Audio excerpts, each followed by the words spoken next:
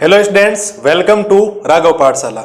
मैं आपके सामने कुछ जानकारी लेके आया हूं जो आपके सत्र 2024-25 में काम आने वाली है।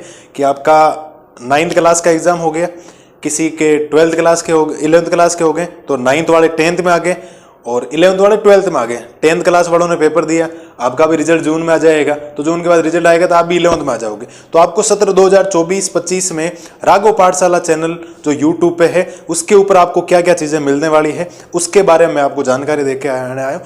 10 से 12 मिनट का टाइम लूंगा, आप बनाए रखना वीडियो में कंटिन्यू, ठीक है। तो मैं बात कर रहा हूं आपके सत्र जो आपके 2024-25 का होने वाला। हम इस साल के सत्र की बात कर रहे हैं कि 2024-25 के सत्र में राघव पाठशाला चैनल आपको क्या देने वाला है, क्या क्या पढ़ाने वाला है उसके बारे में, ठीक है सर। तो मैं यहां बात कर रहा हूं राघव पाठशाला चैनल के ऊपर। पहली बात तो आपके हिंदी माध्यम की क्लासें होगी। अब ऐसे मैंने पहले इस चैनल के ऊपर इंग्लिश मीडियम की मैथमेटिक्स भी पढ़ाई है, लेकिन मैं चाहता हूं कि जो बहुत लो बच्चे हैं, जो गरीब परिवार से आते हैं, बहुत कम पैसे वाले हैं, गरीब है ना, कस्बे से, गरीब गांव से, छोटे छोटे कस्बों से आते हैं, वहां से मैं आपको मैथमेटिक्स में वहां बच्चों को अप करने वाला हूं। तो आप चैनल में पूरे जुड़ जाना बढ़िया तरीके से, एक एक चीज आपके लिए बढ़िया होने वाली इस चैनल के माध्यम से, ठीक है। चलो साहब, हिंदी माध्यम में भी आप कहेंगे सर कौन सी कक्षाएं होगी, तो हम यहां बात करेंगे कक्षा 10, कक्षा 11 और कक्षा 12। 3 क्लासें इस YouTube चैनल के। मैं आप चाहूं तो नम्मी भी कह सकता हूं, लेकिन इतना समय नहीं मिलेगा, फिर मुझे 10th और 12th में कम समय देना पड़ेगा। लेकिन मैं चाहता हूं 10th और 12th जिनके बोर्ड एग्जाम है NCERT में, उनके तो कम से कम फायदा होना, तो उनके हिसाब से भी काम करना है। तो 9th नहीं, 10th, 11th, 12th, ठीक है। तो उसके ऊपर मैं पूरा फोकस करने वाला हूं। इस तीनों क्लासों में आपको न्यू NCERT, कौन सी NCERT? न्यू NCERT जो पिछले साल कट कटा के 30% जो रिड्यूस किया था, 30% कम करके जो 70% भाग बचा था, उसके अकॉर्डिंग हम पूरी चीजें कंप्लीट करने वाले। अब इस न्यू NCERT में आपको हर चैप्टर में चैप्टर वाइज क्या मिलेगा, तो चैप्टर वाइज आपको बोर्ड के ऊपर कंप्लीट नोट समझाए जाएंगे उनके, कि कैसी भाषा है उसकी, ये चैप्टर कहना क्या चाह रहा है, इसका बेसिक कंसेप्ट क्या है, इसमें क्या क्या लैंग्वेज आपको यूज करनी है, जीरो से लेकर हीरो तक आपको कैसे काम करना है, एकदम कम चीजों को लेकर एकदम हाई लेवल का आपको बढ़ना है, कैसे कंसेप्ट हैं, कैसे फॉर्मूले हैं, कैसी इसकी लैंग्वेज है, पूरा उसको समझते समझते फिर हम एग्जाम्पल और क्वेश्चंस में आएंगे। अगर मैं सीधा क्वेश्चंस में आ जाता हूं तो फिर क्वेश्चंस के अंदर अगर आपको लैंग्वेज समझाता हूं तो आपको लैंग्वेज समझ में नहीं आएगी। तो उसकी बजाय पहले कोई भी मैथमेटिक्स का रूल है, मैथमेटिक्स में आपके कंसेप्ट क्लियर हैं तो आप क्वेश्चन अनंत कर सकते हो। अनंत क्वेश्चंस करने से कंसेप्ट क्लियर नहीं होते, इस बात का ध्यान रखना, ठीक है। पहली बात आपको मिलेंगे नोट्स। नोट्स के बाद हम इसकी करेंगे एक्सरसाइज। नोट्स कर लिए, नोट्स के बाद जितनी भी एक्सरसाइज है उसमें चाहे 1.1 है, 1.2, 1.1, 1.2 प्रश्नावली आपके हैं, तो उसको हम करेंगे। ये करने के बाद हम इस चैप्टर के एग्जाम्पल भी मैं आपको बोर्ड के ऊपर करवाने वाला। ये चीजें आपको कंप्लीट न्यू NCERT में चैप्टर वाइज। मैंने कक्षा 10 का सपोज चैप्टर नंबर पहला उठाया जिसका नाम है वास्तविक संख्या। अब वास्तविक संख्याओं में उसके कंसेप्ट प्लस नोट्स में बोर्ड के ऊपर कंप्लीट लिखवाऊंगा। जो नोट्स में लिखवाऊंगा उसका हैंड रिटन नोट्स आपकी टेलीग्राम चैनल बना दूंगा राघव पाठशाला नाम का, उसके ऊपर अपलोड कर दूंगा आपके लिए, ठीक है सर। दूसरी बात, नोट्स समझाने के बाद उसकी एक्सरसाइज करवाई जाएगी। नोट्स में एक एक कंसेप्ट आपको चीजें समझ में आएगी। वास्तविक संख्याओं में केवल NCERT के नोट्स नहीं, थोड़ा सा लेवल के नोट्स, जिससे आपका दिमाग एकदम बढ़िया हो जाएगा। आपको मैथमेटिक्स में फील आएगा कि आनंद आ रहा है आपको पढ़ने में। और किसी सब्जेक्ट में जब आनंद आने लगता है ना, वो मैथमेटिक्स या कोई भी सब्जेक्ट बहुत इजी हो जाता है। लोगों ने बना रखी है गणित को हार्ड, इतनी गणित हार्ड नहीं है जितनी आप समझ रहे, एकदम इजी वे में आपके लिए काम हो जाएगा, ठीक है साहब। फिर उसकी हम करेंगे एक्सरसाइज। अब एक्सरसाइज में चाहे कितने ही क्वेश्चन हो, चाहे एक एक्सरसाइज में पहले के 5 पार्ट दे रखे हैं तो पहले के पांचों पार्ट मैं बोर्ड के ऊपर आपको एक एक कंसेप्ट क्लियर करवा के करवाऊं। उसके बाद उस चैप्टर के एग्जाम्पल, एक भी एग्जाम्पल आपके लिए छोड़ा नहीं जाएगा, चाहे आपको आता है चाहे आपको नहीं आता। अब अगर आपको आता है तो आप मैं एक्सरसाइज करवाते, नोट्स करवाते, आप पहले एग्जाम्पल को कर लें, फिर एक्सरसाइज में आ जाना, पहले कर लोगे, मेरे से एक कदम आगे चलोगे तो बहुत बढ़िया बात है, मैं तो खुद खुश हूं। ठीक है, अगर किसी से एग्जाम्पल नहीं हो रहे, क्योंकि क्वेश्चंस तो देखो स्कूलों में करवाते हैं, सब जगह करवाते हैं, एग्जाम्पल कोई नहीं करवाता, एग्जाम्पल मैं करवा दूंगा आपके लिए। ठीक, ये काम हो गया। इन चीजों को पढ़ने के बाद आपको फील आएगी 0 to हीरो वाले। आपको ऐसा लगेगा कि मेरी मैथमेटिक्स इतनी डाउन थी और मैं इतना ऊपर चला गया। हाँ, ग्राफ कभी कभी ऐसा हो सकता है, ऐसा कभी आप ज्यादा आ रही है, कभी मैथ कम समझ में आ रही है, कभी और ज्यादा आ रही है, कभी डाउन हो रहा है, कभी और हो रहा है, लेकिन पक्का है ग्राफ हमेशा बढ़ता जाएगा। ऐसा होने के बाद ऐसा ही होगा, ऐसा नहीं ऐसा ऐसा नीचे इतना नहीं, धीरे धीरे कभी कम कभी ज्यादा कभी कम, अप डाउन। हार्ट बीट भी तो ऐसे चलती है ना, क्योंकि जिस दिन हार्ट बीट ऐसे नहीं चल गई, हार्ट बीट ऐसे चल गई, उस दिन कह देगा आपकी मृत्यु हो चुकी, मौत हो गई आपकी। तो ध्यान रखना, ऐसा तो सिस्टम है जीवन का, कभी अप कभी डाउन, कभी अप कभी डाउन, है ना, ऊंच नीच है जीवन में, आपको करनी पड़ेगी। कभी सुख है, कभी दुख है, कभी रात है तो कभी दिन है। ऐसा नहीं हुआ ना कि जिस रात के बाद दिन नहीं है उस दिन आपकी मृत्यु हो जाएगी। दिन तो आएगा रात के बाद, सुबह 5 बजे दिन होगा ही होगा, पक्का होगा। जब सूर्योदय होगा ना तो आपका दिन तो अगला होगा ही होगा, तो दिन के बाद वापस रात आएगी। ऐसा नहीं दिन के बाद रात आएगी, नहीं दिन ही दिन हो रहे, ऐसा भी तो नहीं है ना। तो अप डाउन तो जिंदगी का पार्ट है, उसको आपको स्वीकार करना पड़ेगा। गणित कमजोर है तो कमजोर से डरना नहीं, गणित को क्या करना है, मजबूत करना। किसी सब्जेक्ट में डरने से कोई फायदा नहीं है कि अगर 10th क्लास की गणित है तो आपको पढ़नी पड़ेगा। आप डर पूरे कितने साल कर लोगे? आप 5 सब्जेक्ट पढ़ रहे हो, 5 सब्जेक्ट पास हो गए, गणित फेल हो गए, फिर 5 सब्जेक्ट की मेहनत बेकार चली गई ना। इसकी बजाय तो मेहनत जो कमजोर उस सब्जेक्ट में भी कर लो। मेन दिक्कत आती है बच्चों की, आप जो सब्जेक्ट कमजोर होता है उसको और कमजोर बना देते हो बिना पढ़ने की बजाय। लेकिन पढ़ना पड़ेगा, सब चीजें पढ़ने की बजाय होती। दूसरी बात होता है आजकल डिजिटल बोर्ड का जमाना है। आपको सर आपके पास डिजिटल बोर्ड नहीं है, तो पहली बात तो ये होता है डिजिटल बोर्ड से कुछ नहीं होता। मैं एक डिजिटल बोर्ड लगा दूं और मैं आपको एक एक चैप्टर पूरी साल में नहीं करूं, बातें करूं यहाँ आके, फायदा है कुछ?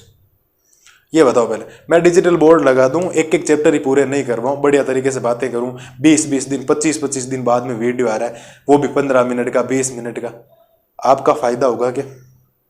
और ध्यान रखना डिजिटल बोर्ड से 100 गुना अच्छी पढ़ाई होती है व्हाइट बोर्ड पे और ब्लैक बोर्ड पे।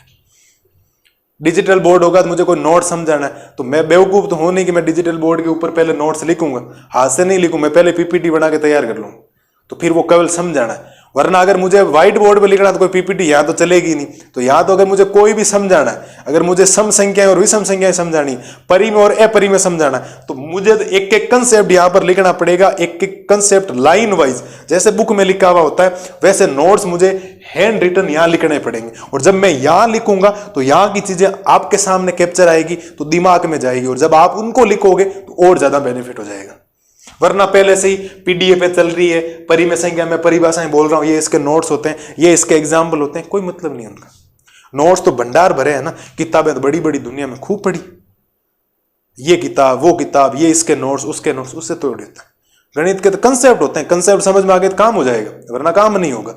ठीक है, तो मैं कंप्लीट आपके सामने अगर परि में लिखा तो परि में की पूरी हेडिंग, परि में संख्याएं किसको कहते हैं, परिभाषा लिखी, उसका एग्जाम्पल, ये इसका एग्जाम्पल क्यों है, क्या कारण है, उसका एक एक कंसेप्ट आपके सामने क्लियर होगा। तभी जाकर जब कंसेप्ट क्लियर है ना, तब मैथमेटिक्स 0 से हीरो वाली होती है। अगर कंसेप्ट क्लियर नहीं है, बच्चों को डर क्यों लगता है? मैथमेटिक्स एक दिन अखबार में आया था, मैथमेटिक्स से डरते क्यों? आप टीचर से पूछने से डरते हो। आपको हिम्मत करनी पड़ेगी, आपको टीचर से पूछना पड़ेगा, मेरे ये दिक्कत है, मुझे ये समझ में नहीं आ रहा है, मैं इस चैप्टर को किस तरीके से करूं, ये चैप्टर मेरा स्ट्रांग हो जाए। वो तरीका बता सकते हैं, और कोई घोड़ वगैरह है नहीं कि आपको पिला दिया जाए, वो भी नहीं। मेहनत आपकी है, ठीक है, आपसे ज्यादा मेहनत मैं कर लूंगा आपके लिए। अब आपका काम है कि मैं अगर 45 मिनट का वीडियो बना रहा हूं, उस 45 मिनट के वीडियो को बढ़िया हेडफोन्स लगा के, ईयरफोन लगा के या बिना ईयरफोन लगा के उस वीडियो को कंटिन्यू पूरा देखें। ऐसे नहीं 40 मिनट देख लिया, 20 मिनट देख लिया, फटाफट डबल स्पीड देख लिया, आगे बढ़ के देख लिया, बीच में कंसेप्ट क्लियर नहीं होगा। एक एक घंटे क्लास तो आप डेली मान लो, 10वीं 11वीं 12वीं एक एक घंटे तो लेनी पड़ेगी, तभी सिलेबस होगा। आज 1 मई है, ठीक है, मैं आज से आपको बेसिक जानकारी दे रहा हूं, कल से मैं 10वीं 11वीं 12वीं के सिलेबस शुरू कर रहा हूं, और आपको पूरा अप्रैल तक, 11th वालों को अप्रैल तक, 10th और 12th वालों को मार्च तक कंप्लीट जुड़े रहना है। और कंप्लीट चीजें मैं आपको 100% सिलेबस करवा दूंगा, 100% की गारंटी। अपना जो मेन टारगेट है ना इस साल का, ये जो टारगेट है वो है 100/100। सत्र 2024-25 का कक्षा 10, कक्षा 11 और कक्षा 12, ठीक है, उसका जो टारगेट है वो है 100/100। एक भी नंबर इधर से उधर नहीं होना चाहिए। मेरे नोट से, मेरे पढ़ाई हुए लाइनों से कुछ भी लाइन बाहर नहीं जाएगी, इतना डेफिनेटली मैं कह सकता हूं। तो फिर तो आप नोट्स बनाना, उनमें से पढ़ लेना, बात खत्म। कहां भागने की जरूरत है, कहां भटकने की जरूरत इधर और उधर, ठीक है। चलो सर, ये चीजें होगी। अब देखो, अब मैं आपको बताता हूं कि मैं पढ़ाने वाला क्या हूं आपको। हम 3 कक्षाओं की क्लास शुरू कर रहे हैं, कक्षा 10, कक्षा 11 और कक्षा 12। 3 की हम शुरुआत करेंगे, कक्षा 10, कक्षा 11 और कक्षा 12 की। कक्षा 10 में हम पहला चैप्टर शुरू करेंगे जिसका नाम है वास्तविक संख्या। पहला चैप्टर है, पहला चैप्टर से शुरुआत करेंगे। बेसिक मैथमेटिक्स यहीं से शुरू होती है कि प्राकृत संख्याएं, पूर्ण संख्याएं, सम संख्याएं, अभाज्य संख्याएं, भाज्य संख्याएं, परिमेय, अपरिमेय के बारे में डिस्कशन करके फिर आगे बढ़ेंगे। एक एक चैप्टर को कंसेप्ट क्लियर करते जाएंगे, ठीक है। कक्षा 10 का याद रखना, पहला चैप्टर तो आज थोड़ा पढ़ लेना, कल मैं आपके सामने वीडियो लेके आने वाला। कक्षा 11 है, कक्षा 11 का हम चैप्टर शुरू करेंगे चौथा, जिसका नाम है सम्मिश्र संख्या। सम्मिश्र संख्याएं एवं द्विघात समीकरण, ये उस चैप्टर का नाम। अब आपको सर चौथा चैप्टर शुरू क्यों किया, 11th में तो आपको पहला चैप्टर शुरू करना चाहिए। तो पहला चैप्टर है समुच्चय, जिसको सेट बोला जाता है। वो आपके पढ़ा हुआ नहीं है, पूरी नई चीज है। अब सम्मिश्र संख्या इसीलिए है क्योंकि सम्मिश्र संख्या का 70% हिस्सा परिमेय, अपरिमेय, पूर्ण, प्राकृत, वो आपने 10वीं में पढ़ रखा है। और ये द्विघात समीकरण भी आपका एक चौथा चैप्टर था कक्षा 10 में, वो भी आपने पढ़ रखा है। तो उससे आगे चीजें पढ़ाऊंगा, तो वो पढ़ा के वो आगे पढ़ाऊंगा, तो फिर आपको चीजें फील आएगा कि हाँ हमने ऐसे चीजें पढ़, उसके कनेक्ट। चैप्टर तो मुझे सारे ही करवाने 11th के, एक भी छोड़ा नहीं जाएगा, पूरे ही करवाने, लेकिन चीजें तो करनी पड़ेगी, ठीक है।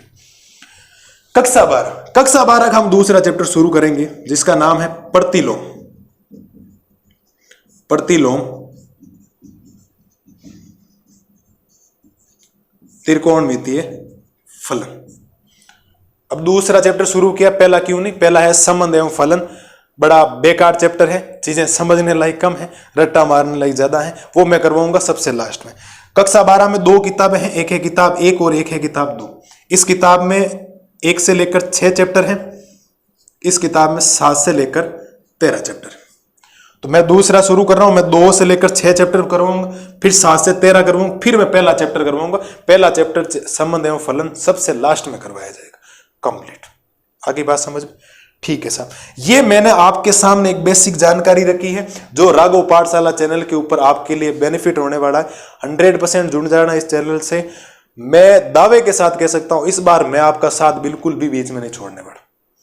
मैं 1 मई है, 1 मई से लेकर मैं आपके लिए लास्ट के अंदर MCQ प्लस इंपॉर्टेंट सवाल plus PYQ previous year questions भी करवाने वाला हूं इस चैनल में। आपको कौन से साल में कैसा पूछा गया है, बोर्ड के ऊपर नहीं तो टेबलेट के ऊपर आपके सामने डिजिटल बोर्ड के जैसे ही नजर आएगा आपको MCQ वगैरह, क्योंकि थोड़ी टाइपिंग यहां नहीं हो सकती, वहां टाइपिंग करवा के पूरे क्वेश्चंस करवाए जा सकते हैं। तो जुड़ोगे तभी होगा ना, एक एक कंसेप्ट, एक एक चैप्टर का, पहले चैप्टर से लेकर लास्ट चैप्टर तक, 1 मई से लेकर अप्रैल तक 11th वालों के लिए, 1 मई से लेकर मार्च तक 10th और 12th वालों का साथ मैं नहीं छोड़ूंगा। आप मेरा साथ मत छोड़ना। एक एक कंसेप्ट, एक एक एक्सरसाइज का एग्जाम्पल और एक एक एक्सरसाइज का क्वेश्चंस आपके दिमाग में 100% छपने वाला। इससे ज्यादा मैं आपके लिए कुछ नहीं कर सकता। अब मेहनत करनी है आपको। ध्यान रखना, कोई भी जो स्टूडेंट रेशियो, अनुपात, जो टीचर का रेशियो होता है ना, वो होता है 1:99 का, सॉरी 99:1 का।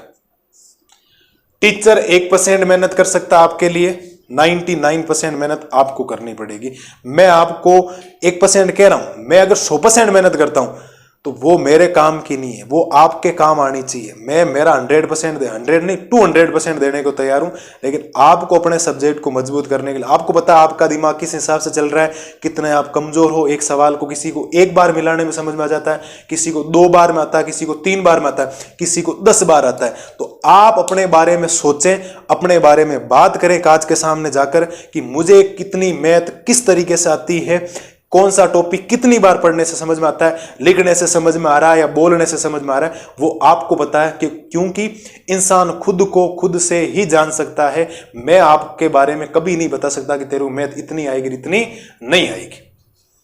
ठीक है, तो ये है कंसेप्ट। मैं ज्यादा लंबी चौड़ी कोई बातें नहीं करूंगा आपके सामने। विश्वास रखना राघव पाठशाला चैनल के ऊपर। जो भी मैंने यहाँ चैप्टर लिखे हैं मैं कल इनकी शुरुआत करने वाला हूं।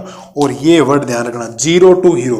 यहां गणित आपकी कितनी कमजोर हो, डाउन से लेकर अप, मैथ जितना, अगर किसी की ज्यादा मैथ बहुत बढ़िया हो रखी है उसकी और बढ़िया हो जाएगी, किसी की बहुत कमजोर है तो भी मैं उसको ढंग से नंबर ले आऊं। और अपना टारगेट मैंने लिख दिया, टारगेट 100/100 10th और 12th न्यू एनसीईआरटी का जो सिलेबस कट के आया है उसका एक एक चैप्टर के नोट्स, एक्सरसाइज और एग्जाम्पल टेलीग्राम चैनल के ऊपर मैं अपलोड कर दूंगा आपके साथ।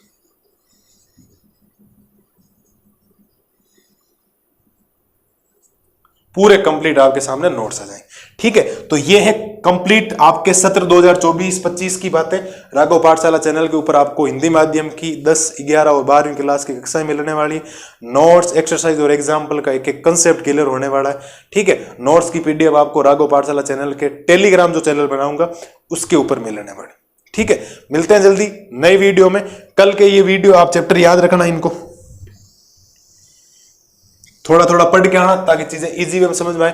तब तक के लिए मस्त रहिए, स्वस्थ रहिए और बिल्कुल टेंशन लेने की जरूरत नहीं। गणित का काम मैं आपके लिए कर दूंगा। Thank you.